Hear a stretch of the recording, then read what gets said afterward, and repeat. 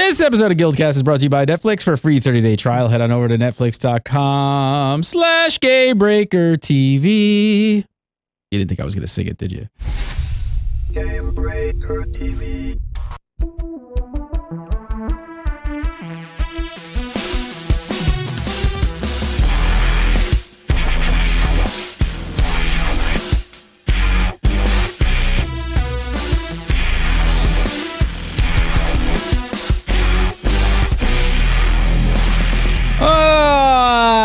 Bing bong, everybody. What's up? GuildCast 59, episode 59 of January 30, 2013. You're watching Gamebreaker TV. I'm Gary ArenaNet. Today, we've got tons of shit to talk about, and I don't want to be here for 2.5 hours, so we're just going to move on. And it's 1 for the money, 2 for the show, for 3, get ready to go, go. What's up, Gandalf? All right, tons of crap to talk about this week on GuildCast. First up, I don't even know what this story is. Somebody just dropped it in my notes. And it's some bullshit about an interview. You want to elaborate on that? Yeah. Nah, no, all right, I'll read it. So basically, there was an interview that dropped today on Relics of Ore, and there was some interesting stuff in here, and they talked a little bit about the next activity going on for Guild Wars 2, and Matthew Pennebaker. What is that? Does anybody know Matthew's title over there? What does he do? I don't know. He's a human. He's a human. He's a human that maybe works for ArenaNet. Maybe he doesn't. Person who writes things.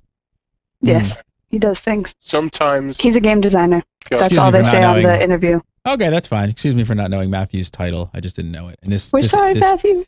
This info got dropped into our notes super late, so didn't really get a chance to research too much. So basically, they're talking about like the next stuff coming in 2013, and Matthew said the bar brawl is the next activity that we hope to be releasing in 2013. And then he says, from a high level, I can tell you that the proprietors of the Busted Flagon Public House have attracted an unsavory crowd that need the help of the local heroes to bring order back to their establishment. Players are encouraged to put down their weapons and raise their fists to knock out some drunks. But there's a catch. Only that final haymaker will count for you and garner the thanks of the bar owner. In this free-for-all bar brawl, you're encouraged to steal that last hit from your friends and prove yourself king or queen of the bouncers. You'll hear more about this activity as we get closer to launching it. So, ArenaNet completely reneging and going back on their game design is basically what I'm seeing here, because this was all about fun and everybody wins, and now it's all about ninjaing the last hit. So, see, they've always been very specific that you were happy to see other players, and you are still, because you want them to work the mobs down to low health so you can sneak in and steal the last little knockout. Now I'm just going to be fighting Scout Hawks all day. Yeah. We would make a great bouncer team, I'm going to say. We should all do that together. It's one of my old jobs, so yeah. Now that there's casting. No, it's... What do you say? This sounds cool. It sounds cool. It sounds like a lot of fun. It sounds like, a lot of people be standing in a bar, fight will kick off, it'll sound like home. It's great. So people standing around waiting for other people to start fighting. Go, oh no, you first. No, you first. I'm waiting for that last hit. No. After you. So it's going to be the most pacifist bar brawl in history, where everyone's standing around waiting for someone else to hit it first.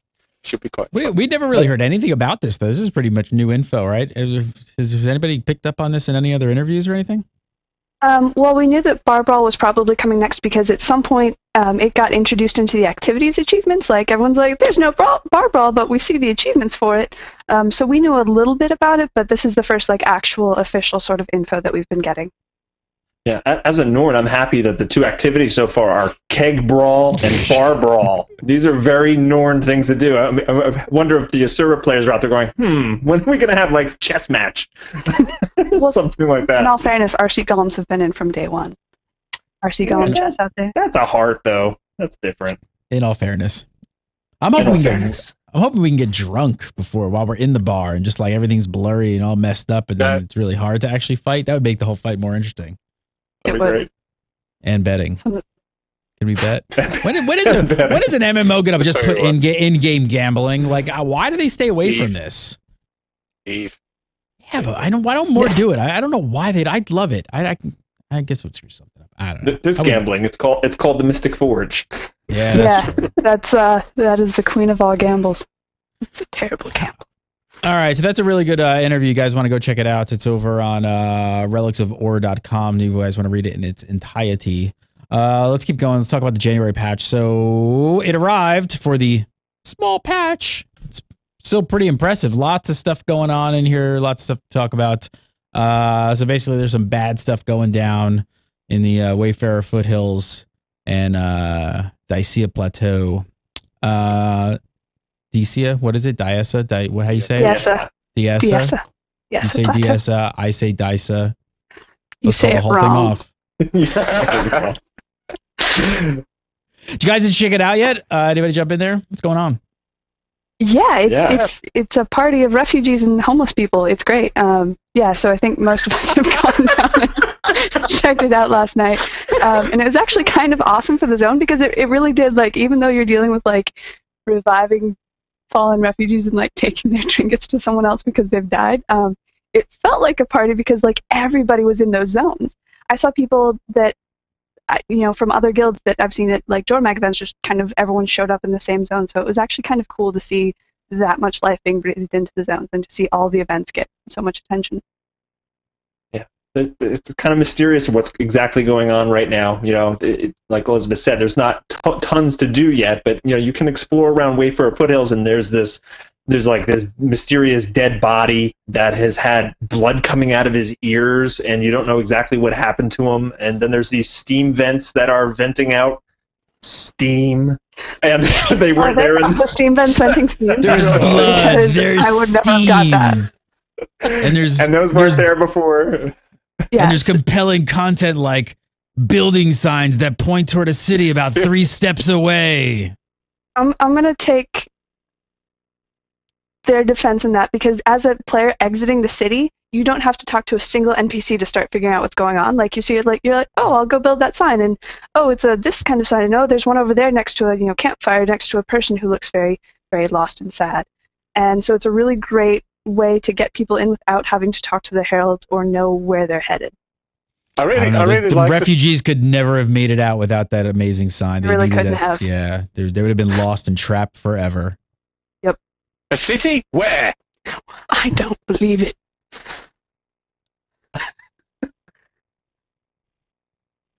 No, it's quite fun. I like the fact that we're not essentially going from NPC to NPC to get text dialogue, which is what I almost expected. Instead, it's like, you're running around, there's things happening, and you do them, and it's a proper opening first act to a story. We're just getting basically the what's going on in the world, going to see a bit of that, and then it's going to develop slowly. Bobby Stein was on the forums earlier and said, look, this is what's going to happen. As it develops, there'll be subtle changes. You might come across characters again and see them in different situations. We're going to see you're going to see things develop over time with the story, and it's not going to be that kind of the kind of, I say, A to B to C sort of point linear storyline that perhaps I thought it might be. It's actually, I enjoy it. It's good. What do you think? I think they did a really good job with even pointing players to finding the content as well. So to go along with it, they put heralds in all the major cities pointing towards it. There's the new achievement category. So there's really no way that people are going to miss this. Yeah. You got an in-game mail as well from your faction-specific person. Yeah, so it's good how they lead you to it. Kind of, they put a lot of different pointers in there, but there's not one set way to get involved with it. And like Scott said, I kind of like the feeling that any day something might happen, and you got to keep your eyes peeled. And it's not necessarily a something. At least at this point, they haven't said on this date something else will happen. Like a lot of the other events where you knew specific dates, this kind of could just happen over time, and could be little tidbits of information that people find and post in various places. I like it. It's kind of like a mystery. So, what do you think about the whole system? Do you guys think that it seems like the whole system is pointing towards a really good start to actually getting people more out in the world and exploring back into different areas and things like that? I mean, you think that's where a lot of this is going as well? I think it was very deliberate that they chose 2 of the lower level zones. There's a kind of medium level and a lower level zone in there, and I think that's very intentional because they weren't ever necessarily neglected, but there was definitely a population boom starting about last night. The Frozen Maws, the meta event in Wayfarer Foothills in kind of the northern part, and I saw that get completed probably 4 or 5 times in the hour or 2 that I was up there running around. And normally, like, when that pops up, you're like, oh, please, you're like typing that, like begging people to come so you have enough people to finish it. And this time there were just 80s everywhere, and it was actually kind of awesome to see that many people just kind of running around and doing stuff that wasn't necessarily part of the new story content, but was part of the zone. Well, you can tell how it's worked for me, because DS and Wayfarer, I'd never been to either of them until this. So it's working. Good. Because I haven't had time to go to do my 100% map completion yet. Not that I'm bitter about that or anything. But yeah, so the first thing I did was go there, and I had to actually find the waypoints and everything and run from adjacent zones. So it's got me in there, and I actually really like the zones, the areas as well so far. It's been really fun.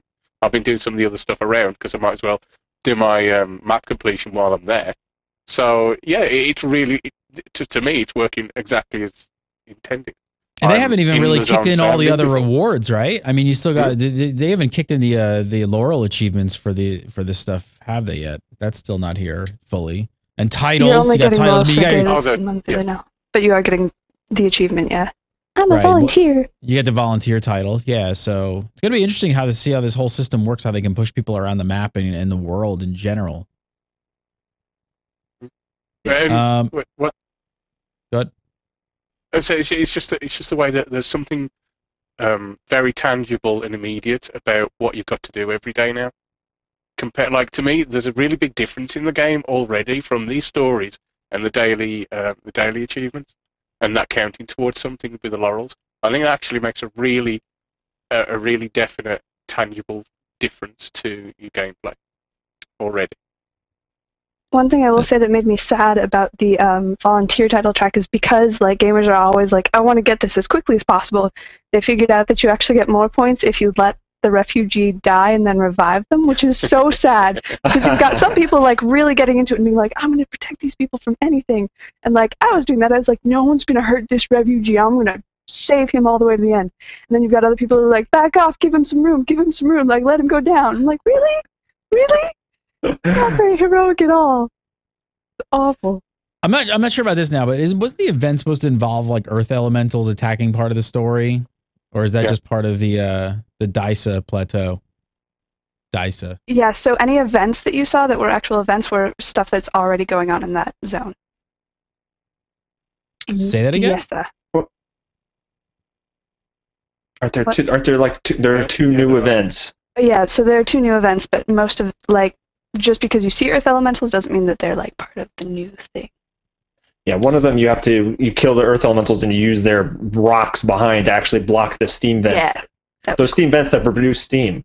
And but that doesn't seem like that they're behind all of the troubles or anything. We're still kind of waiting to figure out exactly what the enemy is. Yeah. And of course, this is just the first step in in the whole story. Like you said, just kind of setting it all up. So hopefully, we'll see in the weeks to come how this story unfolds and evolves and what it's like on a daily basis. I don't know. We got big stuff probably coming in subsequent patches. It is a prelude. So we got those we got to get those Laurels in the daily system. What else? You do get a Laurel right now, right? With this small patch, if you complete your daily achievement, it gives you 1 Laurel on top of like the usual stuff, right? So they have added that. Yep. And our next monthly will give us Laurels as well. The February monthly will, not the January. And what you do for their dailies is actually changing every single day, right? Yes. Yeah, there's overlap. It's not like you're doing 5 unique things every day, but yeah. What are the unusual ones you guys are seeing? They have ones like you can revive allies now, so that counts. You can kill veteran creatures. You can. They actually had. Yeah, you can craft items. They had one that was comboing with other professions, but it was not working out well, so they actually removed that. It was so bad. And they have one for fighting creatures underwater. So they're rotating a couple things. The best part about this whole change is that there's no longer 4 tiers. Usually what you would do is you'd have to do like events or something like that, right? And you would be like, the first tier is doing one. You didn't know how many you had to do until you got to the 4th tier or you memorized it. So now it just plainly says how many you have to do. So if it says you have to kill 15 underwater creatures, you have to kill 50 underwater creatures, and that's it. So I love that change. Yeah. I will say that adding the dodge daily, which was, I believe, yesterday, is amazing because you'd have people in ore. So they're not like lobies. They're level 80s in ore going, how do I dodge? It's like, oh, sweetie, like, you've clearly been missing part of this game. So I think it's really great that they have that. And I think that's something they were trying to get at with the daily combos. It was just horribly executed, is like getting people to understand parts of the game, being like, oh, have you not tried crafting? Here's a crafting achievement. Or, oh, have you not like ever dodged in this game? Here's dodging. So is that that's possible? Really how could that be possible that people have never dodged in this game? It really is, because you see people in well, 1 or 2 people in this chat, but some in general, getting a little annoyed that they're having to dodge. And I'm like, find ice worms, like find the big ice worms, and it's like dodge, dodge, dodge, dodge, easy, done. That's that complete. Move on. Yeah. It's really simple. I actually got mine in a jumping puzzle because they had little fire arrows. How was the how's the underwater stuff? I mean, that's always an area that a lot of people are not extremely excited about, underwater combat. What did you guys think of it? They didn't put it. They didn't make it like kill 50 things underwater. So that would have been terrible. I think it's 15. So it really. What does it take? What does it take? 10 minutes. So it wasn't a big deal the first day when it first came out. And I did that one, and at first I was like, oh wow, they're forcing me underwater. Is it 25? It went by quick. It took me 10 minutes tops. It really wasn't that bad. Yeah, I got that done in one event, and there were probably 8 other people, which you normally necessarily wouldn't see in water that's not ore. But it was cool to have everyone there and like working on it together, and it was a very brief event. So it's not like they're making anything painful. I think they're just reminding people, hey, we have underwater combat, and it's actually not awful if you try it for a while, and you're not a warrior because warriors. So what is that? So for things like crafting, some people have been like, I don't want to make that many swords and stuff. Well, all you got to do is turn the ore into bars, and that counts. Yep. So like, and after gathering's another one of the dailies. So run out, get a bunch of stuff, and then turn it into bars. Done. Easy. Move on. Honestly, you can do the entire daily if you're really committed to do it fast in like 30 minutes. Yeah. What was the deal with the whole daily combo kill achievement being removed shortly after the patch went live? What happened here? Did it just suck? Was it bugged? What was the deal? It wasn't. That is yes. Yeah. So the way it worked was you were supposed to get a kill combo, but that meant that the combo had to be what dealt the final damage. So you couldn't just like get a combo while fighting. It couldn't be like a healing or shield combo that was helping you because that wasn't doing damage. And God forbid you had fire or poison or something on the enemy, because if that dealt the final bit of damage, the kill combo didn't count. So, I mean, I got mine fairly quickly because I had a Guardian which lays down multiple fields and has multiple finishers. So I was in some event and got 8 of them right away. But other people, like, I sat there with a warrior and I was throwing out fields and he was doing his 3 or 4 finishers, and he couldn't get any credit for it. It just wasn't working. Huh. It was hard. So they nixed that out really quickly. That got pulled right out, right? Which was good. Yep. Yeah, I was in a group in ore, and we were just laying waste to like entire areas of mobs, and we still couldn't get the bloody thing. It was crazy. So no, they yanked that, and it was a good thing that they did. Working as intended. All right, let's talk about the Laurel system for a bit. That was a big mystery last week when we tried to decipher some of this stuff. So the gear boxes are going to contain a rare or exotic piece of level 78 to 80 gear for a specific class. Is that correct? Gear, yes. That's correct. Gear. Yes. And since the patch came out on Monday, and it's Wednesday, the most you can have is 4. So, has anyone gotten a box yet? No. No boxes. They cost 5. You need one more. Yeah. Yep. So nobody's got one. No. And we really don't know what's in them yet. It's obviously no one knows. We know it's gear, not skins. Because the gear is limited, is listed by class. I guess we're assuming that they've added 8 new armor sets. One for each class? I don't assume that. I assume that what they mean is that gear can be either armor or weapons. Ooh. And so they're making sure that whatever weapon you get is useful for your class. That's my assumption. I would love it if they put in new skins. I would store that, but I don't think that's going to happen. Yeah, I think that's what it is. I think it's going to be. I think it's going to be random, rare, and exotic items that are already in the game, and a lot of them are, they're very hard to get, right? Especially if you want a specific one, and without actually just going to the trading post. So it's going to be another way to do it. So I think you get 2 of the boxes for 5 laurels. Is that how it works? I think so. So I think it would work out well to get a random, rare, or exotic and you know that you're going to be able to use it on your profession. So it should be interesting. Are people going to be doing this as another way to try and get a precursor? Yeah, I was going to say, that's the terrifying thing. Like, if you can open a guardian thing or something and get the tiniest chance of a precursor out of it, who wouldn't? Well, if you had, 1 billion laurels to spend, because otherwise there's no chance. That's a good point, though. If the precursors are in there, that's going to be a pretty tempting way to snag one. Yeah. Before I got mine, I was considering buying a bunch of engineer boxes because they have the fewest weapons, so there's the most chance that it would drop a shield. So I was really considering just saving up for like a year to get as many as I would need.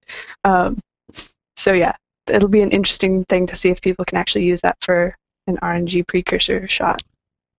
And the other thing you guys were right on, like you said, the RNG stuff, big RNG element going on. So 1 piece of gear at a time, you're getting multiple boots.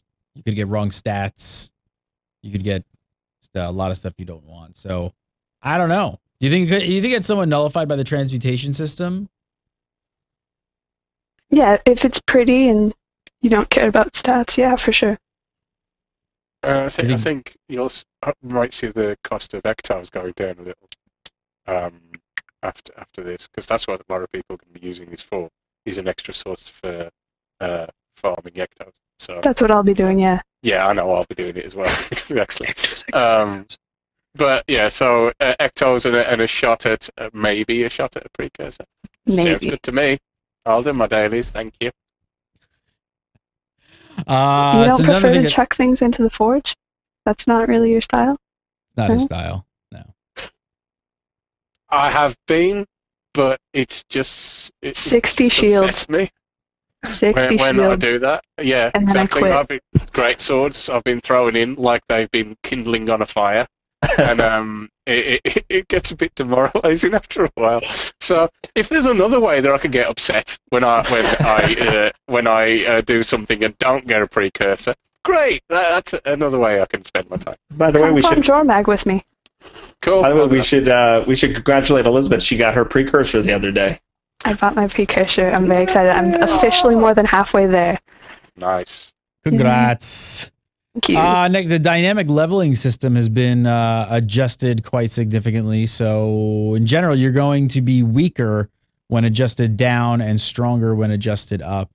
The bonus, though, is that it is now possible to receive your own level item loot from any level enemy.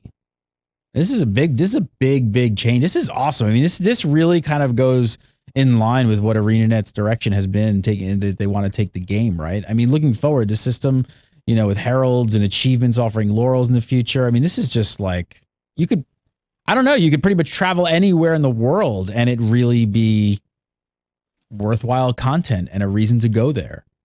It's amazing. The first thing I did after this patch hit is I went to Wayfarer's Foothills to look for the living story and everything like that. And the Svanir Shaman group event, which always kicks off there, which is tons of fun, was up. And I just beat that just for old time's sake. There was a bunch of people there doing it. And in the chest, I got a level 80 rare shield out of it. And I was like, oh my God, that's just great to be able to go to this is a newbie zone. This is the Norn newbie zone. And to be able to get a level 80 rare from doing that event just makes the whole world more fun. It makes it feel like you could just do anything in the game and you can get rewards. So I love this change. It's amazing. Yeah, it also hopefully means that other big group events aren't going to be neglected as much. I mean, I don't think that the Shatter or Tecatl have ever been neglected per se, but there are definitely more people willing to go there now that they have a better chance for nice loot. And it's going to be awesome. I know that this would never happen, but seriously, doesn't this almost kind of push down the road of Guild Wars 2 could possibly even work without levels whatsoever? Everything just being adjusted dynamically, So the original thing was that they wanted to let people be able to scale up like mentor ups so that they could do that kind of, but I think they're relying too much on levels as a like content gate to do that. Like they're fine with you going back once you've out-leveled something, but like skipping past Wayfarer to Ore, most people would be like, no. Hopefully, because they're making it so that loot is more equitable and stuff, you might see that, but I really doubt it for now because they had the chance to go that way and they kind of skirted it. Yeah, I don't really see this happening. It's just like the game feels like it's getting to that point though where the levels don't even matter. Mm-hmm. It's still they want to keep doing that for people, especially new to game, because it's a short-term goal that's easily recognizable and something you can work towards. In amongst the other stuff, I think before some of the new additions, there weren't enough short-term goals in Guild Wars 2 for people to do other than leveling. But they're now adding them. But I still think leveling is important to have that idea of you progressing with your character.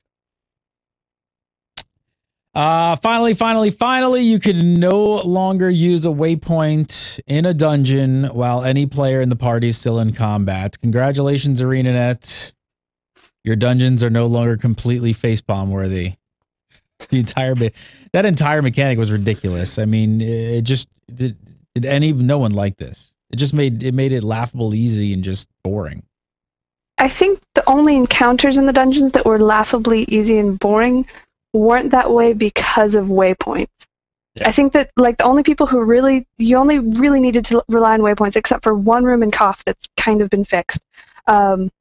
You only needed to rely on that if you had a bunch of 80s and one sub 80 who you knew was going to die a lot, or if you were in a group that wasn't organized, was a pug of some sort, and just kind of relied on that instead of organization.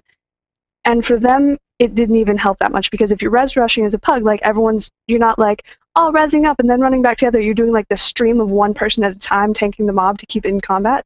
And so it's not like they were fighting effectively anyway. So it's an interesting choice, but I don't think, I didn't see that as being the thing that was wrong with dungeons. I'm also kind of sad that it's great that you can't res while someone else is in combat, but you can't travel at all while someone else is in combat. So if you're like, oh, I'm going to go get out of combat, repair, or take care of something else that's like on a side path that also needs to be done, you can't do that at all, which we found out when our Mesmer went to try and repair his armor the other night. That was really fun. He was like, hey guys, I can't get back to you. Can you get out of combat with the main boss? I was like, no, we can't. Have fun running.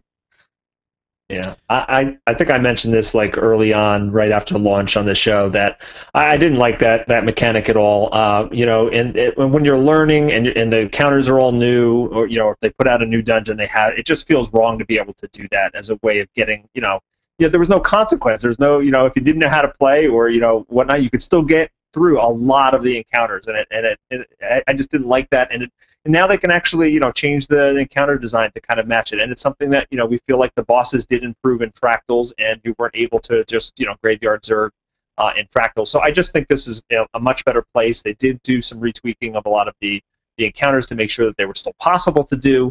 I'm excited to see what them go forward and actually continue to make changes to the dungeons, because I do agree with Elizabeth, that wasn't the only problem with dungeons by far. So good change, but I want to see more. Yeah, we still need balance has obviously been adjusted in the dungeons to make sure people can complete them without this tactic. But we're still waiting on the revamp that they've been talking about, the dungeon overhaul revamp with revamped bosses, actual mechanics, less health, etc., etc. I'm hoping by summer maybe we'll see some of that stuff kind of pop in. We're still waiting for that. But so this week, the big thing. Guesting is in. Guesting is in! Our joke has officially died. We cannot talk about it anymore. What do you guys think? Have you guys been taking advantage of it? Yes. Long time coming. I went over to Ore with Jade Quarry the first night, and then actually today, right before the show, I was beating up on Jormag with some buddies over on Anvil Rock. And it's a fabulously easy system that is super great, and I'm really, really, really, really pleased with it. Thank you, ArenaNet.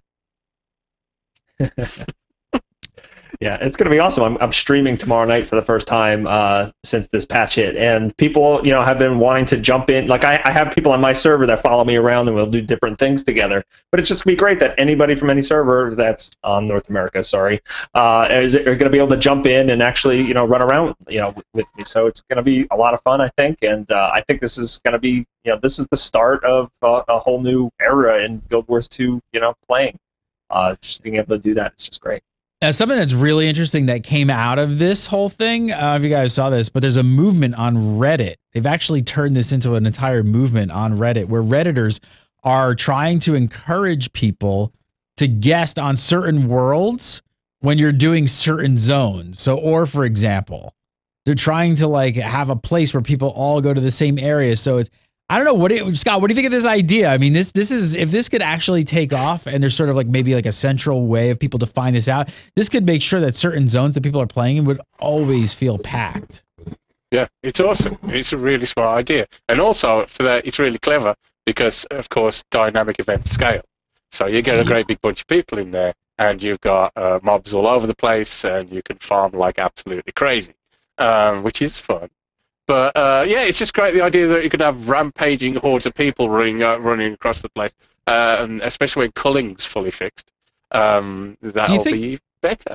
Do you think ArenaNet would maybe look at something like this and kind of almost incorporate it somehow? And I mean, I think it'd be amazing if you could somehow see some stats or something in your UI panel that would like point you in that direction, and people could sort of like start these movements within the game. It could be a bit tricky though, couldn't it? If it's too many in one area at one time. That's true. If they actually put something in the UI and said, "Hey everybody, let's go to Laurel, Sanctum of Laurel, and go to this zone," and crap, the server's broke. Even if it's not that, if you're the first person on the overflow, like the first person to get on overflow from that really full server is like, crap, I'm like, what do I do? Guys, more people please, like I need people in overflow.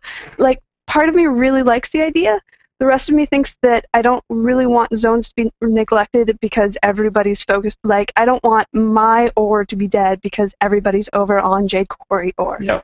Like on one hand, it's a great way for people to always know, oh hey, if I need to get more obby shards, all I have to do is guest over to Jade Quarry and like I can go down and be fine. But if I just want to like play on my server with my guild that's already there, and I can't because there's no way we can get enough people to unlock any temples or anything, that would be something I think ArenaNet wouldn't want to encourage. Yeah, I agree with that. And I also, going back to the ArenaNet thing, I would love to see if folks at ArenaNet, the moment they saw that Reddit thread that said, like, this is the dedicated server for ore from now on, and they just went, we gotta make sure we can handle that. So, yeah, I don't know if I love that. I think it's cool for different kinds of events. Like, I would like to see more server events, like where people are saying, where the servers can actually host something cool. Like I know Sanctum of Brawl has some things that they're doing to actually have that. But I'm not sure if I would like to have zones like, all right, if you're going to do this zone, always come to this server because of whatnot. I don't know if I love that. Also, since a lot of guilds really like the whole like going around and unlocking temples so you get that nice chest and you get all that excellent event chain, a lot of people wouldn't want to be on the one that was like permanently unlocked, because it means you have less opportunity to do cool stuff. And or temples are a guild event. And so if they're always unlocked, there's not so much of a, hey, let's go out and save that thing that's been saved for the last 7 weeks sort of thing. This is something I was blown away from. This is another thing. Did you guys, I'm sure everybody's seen this. This is one of those moments of just like, how brilliant is this? How come we haven't seen this before? Gem fees for world transfers are based on the population of the world you're transferring to. Mm-hmm.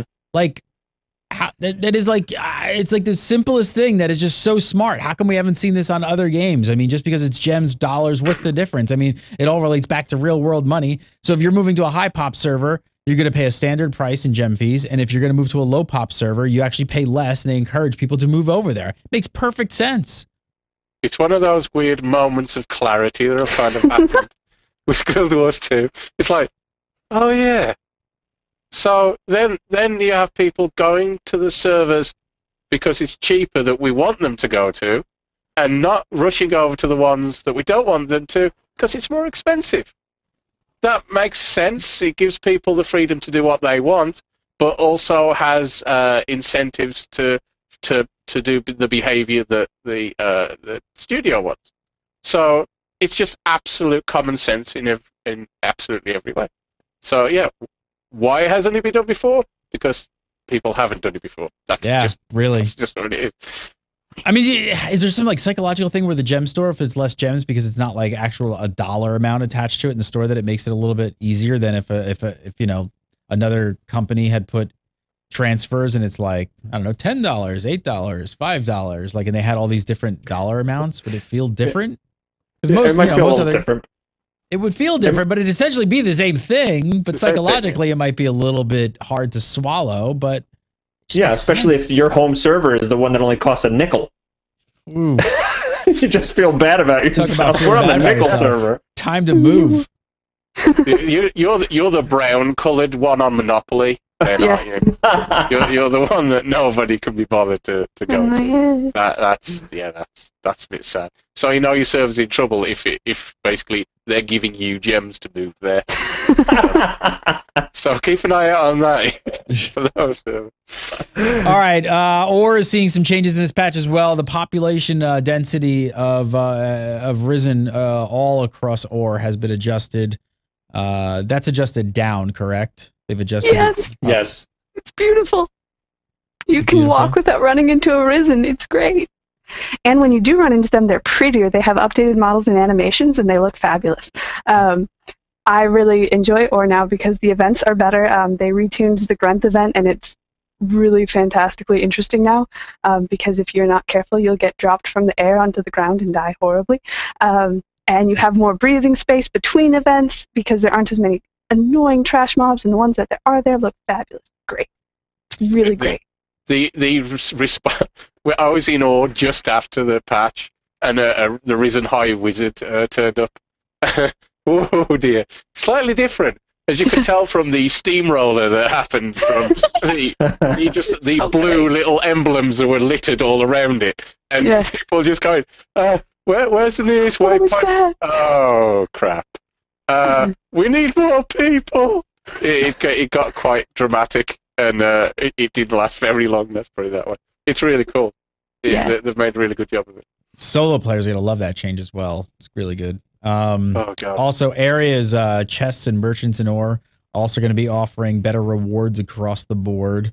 Hopefully that'll get some more people in there as well. And the big Ore events like the Orient Temples and the Gates of Ara, so they're now going to scale to accommodate larger numbers of players. So another great change, especially if that Reddit movement really takes off. It won't be a steamroll. We'll see. All right, let's talk about Culling, but really, first I want to tell you guys about a great deal we got going on with Netflix. If you guys have not checked it out, go to netflix.com/GameBreakerTV. Sign up for a free 30-day trial today. All you got to do is use that URL, netflix.com/GameBreakerTV.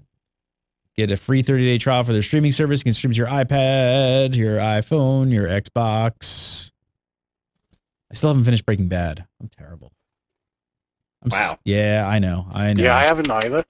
I'm busy. I get in these spurts where like I watch tons of it and then like I just kind of wait. I mean, I gotta finish it. I'm almost done with it. I've got to catch up on Breaking Bad.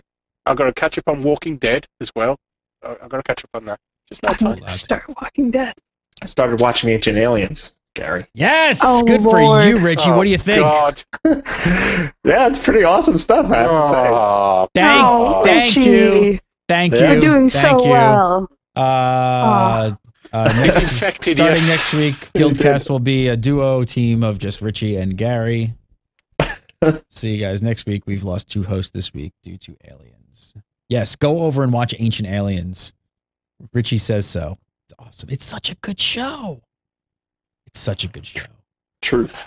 Go over to netflix.com/GameBreakerTV. Sign up today for the free 30-day trial. Go watch Ancient Aliens because it's awesome. That's really all I can say is it's awesome. All right, so next up, the first step in the culling removal process has gone live. So we got the initial placeholder character models that we talked about last week. And the system now favors some important enemies regardless of the player population density. That's for PvE and dub v dubs.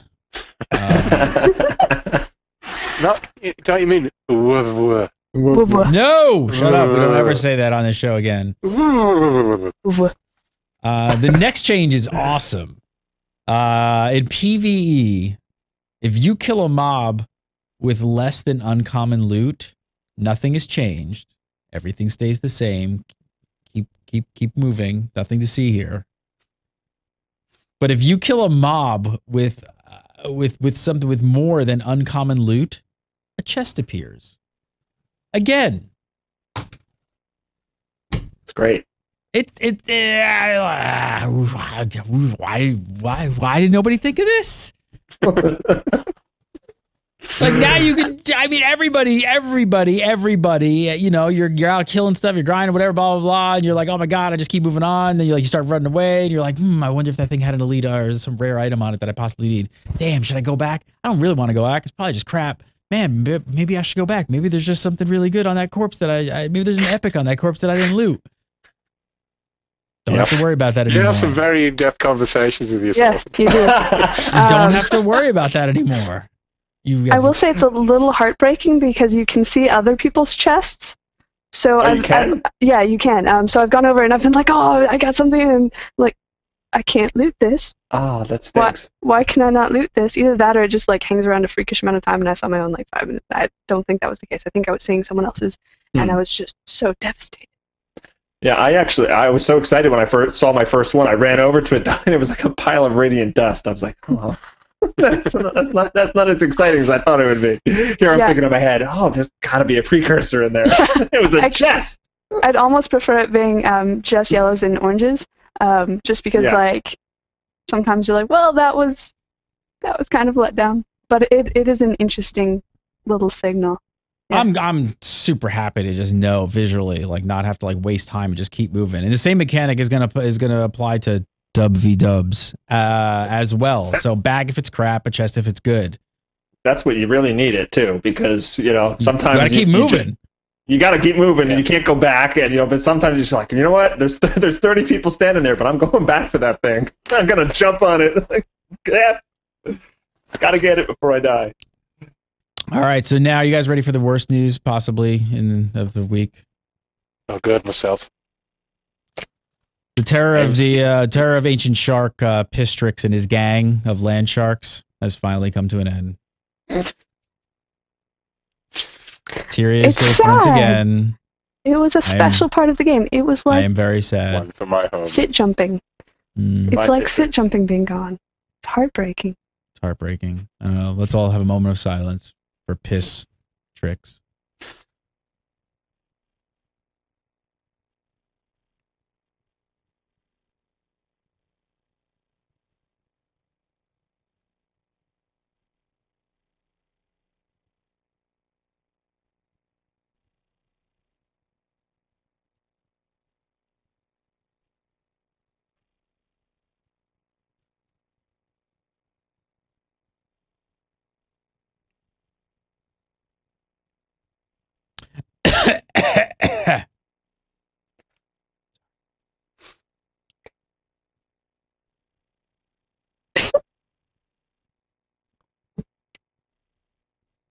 All right, so when it comes to class changes, there was mostly some bug fixes, some minor tweaks this time around. Anything you guys want to mention here? Anything on the bug fixes, tweaks? Anything? Guys got anything? So, elementalists can now see their whirlpool form underwater. I have never once, until yesterday when they patched it, or Monday when they patched it, seen my elementalist whirlpool. You just have to kind of guess where you are by whether or not there are damage numbers coming out from any mobs. So that is, that's the biggest thing in this patch. Like, forget the story, forget culling, forget all of that. Biggest thing is that I can see myself underwater when I'm in my elite. It's great. I'm totally happy for you. You and your underwaterness. You guys could do everything cool underwater with, you know, big electric cubes and all this stuff. So great. And now I can see my whirlpool. It's amazing. Nice. Liz, I gotta ask also, be honest, how long did it actually take for you to buy your baby Quaggan backpack? We didn't even talk about that. Do you really want an answer? Yeah, I really want to know. I don't have one. Wait a minute. You don't have one? What? I don't have one. I bought one. He's going to do a sweepstake. It doesn't work with any of my characters. Like, I know what... I might get one for my Asura Mesmer, because she's adorable, and so are Quaggan.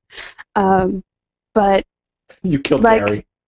I'm sorry. It's just like, okay, so my elementalist is like, no, just it wouldn't work. And my Your warrior's gonna majestic have guardian, striding across the land, shining and magnificent. With a big Quaggan on the back. It just doesn't work. Like, my warrior's gonna have this amazing elite shield in 11 months, and so I can't have a Quaggan on her back. My Necro's all mean and deadly, and can't have a Quaggan on her.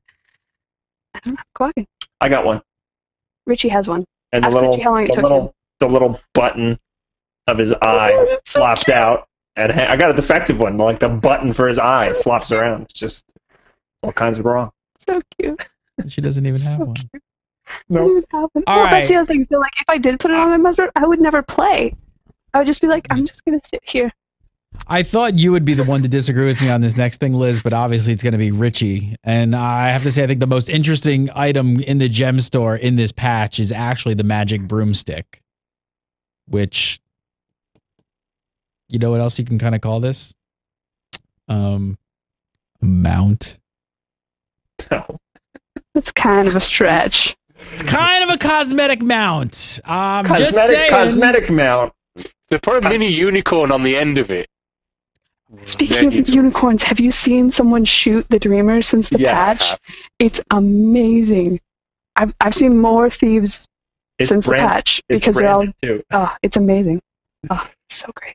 Yeah, the broom is a little disappointing, to be honest, because if you have the witches or warlock costume from the Halloween event, you could already do everything you could do with the riding broom. So it's just it's kind of less than what the witch warlock costume. I guess if you missed out on that, you can get the broom.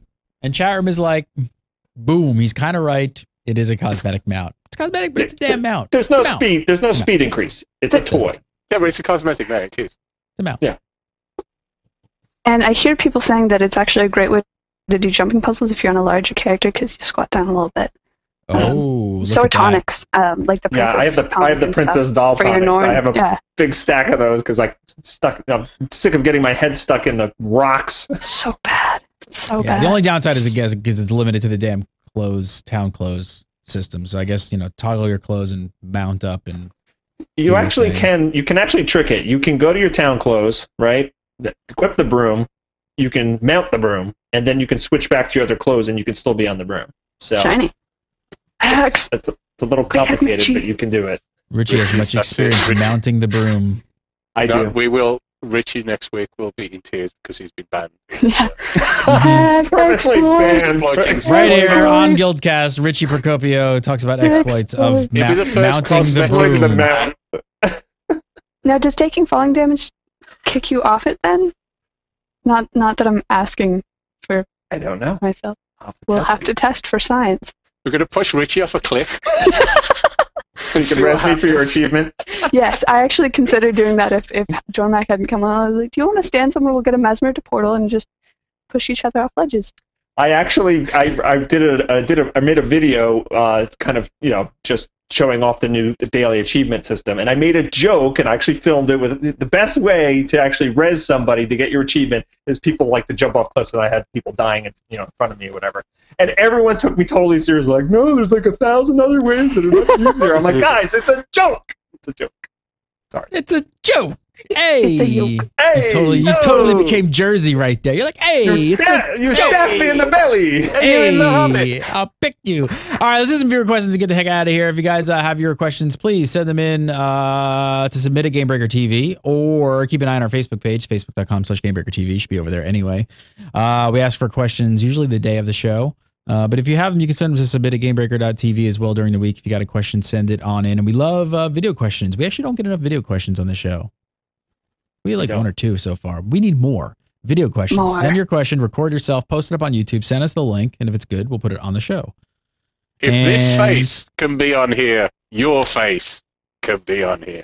That's true. Taking submissions now to replace Scott, so send in your videos. And go over to our YouTube page, youtube.com/GamebreakerNation, posting up all our content there. Never miss an episode, youtube.com/GamebreakerNation. All right, first up this week, this one is from says, is it worth coming back after the January patch from a semi-hardcore PvEer and challenge seeker's perspective? I will say no. Yeah. Go try and solo grunt. Go. Do it. If you really, It's a if new you challenge. like the fractals are a much better experience now. You know, but otherwise, probably not. 4 is significantly better. So as far as challenge goes, like there are less observable events there. So I would say yeah. Maybe. If you have other I think right now, this is the first step of some changes to the game. Obviously, this is the small patch of the ones that are supposed to be coming out. So God knows what's coming in next month and the month after. It's going to be pretty impressive. And I won't say the size of an expansion because that could lead to all sorts of student. And Elizabeth will start throwing things. I won't throw. I just explain that people have to be able to consume media in a critical fashion. You know?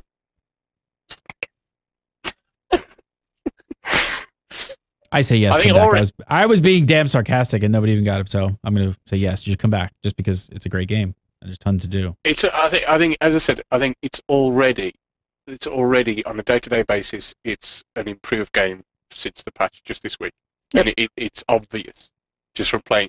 There's more things to do. There's more reasons to play on a short-term, reachable goal basis. They're improving the dungeons. There's a lot of things going.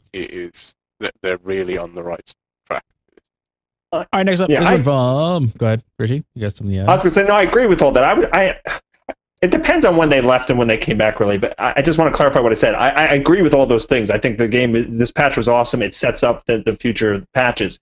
But if somebody's coming back looking for something brand new from a hardcore PvE experience, then I don't know if there's much for you at this point. Yes, some of the events are changed in Ore, and if you have a bunch of guildies that are running around, yeah, that'd be fun to kind of run around and do that. But yeah, that wasn't the purpose of this patch. They didn't add like a whole new dungeon system or anything like that. So that's just to qualify what I was saying. Yeah. That's true. If you left the game to start with because you felt that element it wasn't present, it's not present yet. That's true. Because so if that was why you didn't stay, then yeah. But if you just as Guild Wars 2 in general, the game that it's always been, I would say that it's improved now. But now that I'm reading the question again, I'm even like, why is the mentality of coming back? You don't even have to pay a sub. Like, did you couldn't have uninstalled it. Did you really uninstall it? Like, that would be insane. So it's like, should you click the icon? My bandwidth is very limited. Yes. Click the icon. Like, should I click that icon? Click the icon. I might have to update and patch my client. I don't know. This may take me like 15 minutes. Is this worth it? Question to GuildCast. It's a very good point. Should I drink water? You know. Dear GuildCast, should I consume oxygen today? Thank you. Yes. You need to go and try it and stuff. And it's not too difficult if you've already got the game. Yeah, it's interesting because at any other game that we would cover on Gamebreaker, this would be a perfectly acceptable question because that would equal like, should I get my credit card out? Should I resubscribe? Yeah. Should I pay $15 a month? And then you're looking for our advice to get back into it. And like, it didn't hit me till all of you guys went around Robin. I read the question again, and I'm just like, there's no sub. Just click the damn icon. What are you that important that you got like too much to do? Seriously. All right, move on. It took longer to type that question than to find out the answer to it. Wow, I'm harsh. This one's in from Mish Bukaki. He says, we have the Quaggan Mini from Winter's Day. Now Quaggan backpack in the gem store. What other Quaggan items would you like to see in game? I will finish with no. See, I was going to finish with you and give you the floor after everybody else speaks. So Scott, you can go first. A Quaggan guillotine. Nice. Need something for the haters. Why did you say that? I would say just to see the expression on your face. No, yeah, that is what I'll say. Just to see the expression on your face. She's a phony. She doesn't even have one. Go ahead, Richie. How about some sort of toy that allows your character's voice to change to that of a Quaggan. So all the cutscenes, you're just sitting there going, ooh. That'd be amazing. What about a dead Quaggan? What do you just dead Quaggans would do that. Dead Quaggans aren't much fun. You see, you got the whole animation. You got the guillotine. You got the Quaggan in it. You drop in, and then you've got the basket, and then you've got that. And then you can just carry it around like this in your hands in front of you, and it's just limp, like laying over, like it's just. Why would you say these things? And after it goes down, it just maybe its eye pongs out like it does on the Quaggan backpack. That's right. And it goes, ooh, and then dies. It only does that once. It only. Why, Elizabeth? Why did you guillotine me, Elizabeth? Why did you chop my little cute head off? All right, Liz, the floor is yours. What other items would you like to see in the game? I really don't know.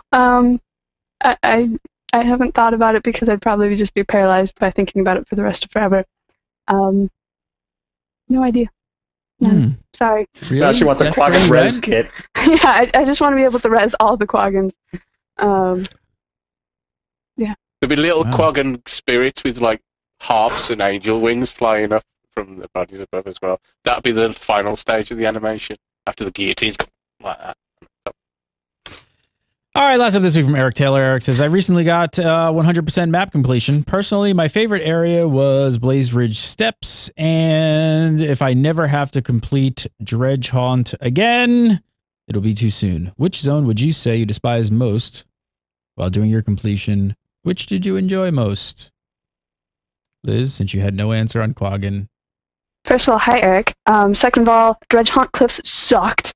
It was very immersive and like the events fit and stuff, but that made it awful for map completion. I'm like, I just wanted to get to the vista and there were dredge everywhere. So aside from the fact that it had a fabulous jumping puzzle, Dredge Haunt was definitely my least favorite for completion. And most favorite would probably be either like Timberline, Frost Gorge, or the Harathi Hinterlands, because that one was just so on message about like, we hate centaurs, and that was the entire story of the map, which was fun. Where did you be? I'm going to go with Frost Gorge as my favorite. That zone is just gorgeous. You've got the Kodan glacier ships. You've got Jormag that flies in, and that's just incredibly, epic, awesome looking thing. And then the one I hate, when I was completing my 100%, one of the last ones I did was the Brisbane Wildlands, and for whatever reason, like every vista and heart and everything was just complicated and hard to find and under water. I had to go through the Scrit Town like 18 times to get everything, so that's another one that's on my list. Skritsburg is very confusing. Skritsburg sucks much more than Pittsburgh. When we made that joke way back about it being a knock on Pittsburgh, no, Pittsburgh is wonderful compared to Skritsburg. Yeah. I like Pittsburgh anyway, but after you've been to Skritsburg, you'll vacation in Pittsburgh. Truly. What's your pick, Scott? Yeah. I would agree with the former choice, just because when I first got there, it was like, I remembered Everfrost from EverQuest, if anybody remembers that.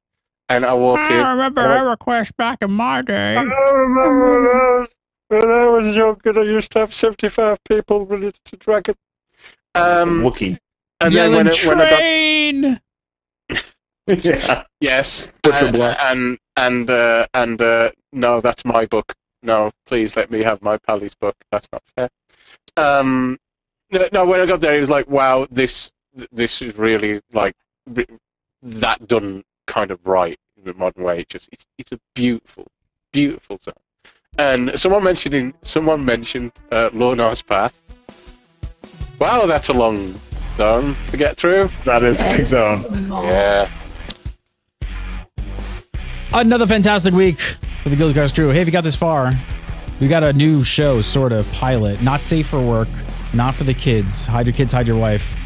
But go over to Gamebreaker TV and watch it. We did a pilot episode of Cards Against Humanity Live. And we want to know what you think. So leave a comment and let us know if we should keep this show up. Liz, what do you think? Did you watch it? You for it? I did watch it, and it was incredibly interesting. Incredibly interesting, says Elizabeth Claire. Richard Procopio, follow him on Twitter at Rich Procopio. Go over to Bog Otter, his YouTube channel, and of course, come over to Gamebreaker.tv and read all of his amazing work, including his Guild Wars 222 articles each and every week. Elizabeth Claire, she thinks Cards Against Humanity is interesting. Long Walks on the Beach, and Dead Quaggan.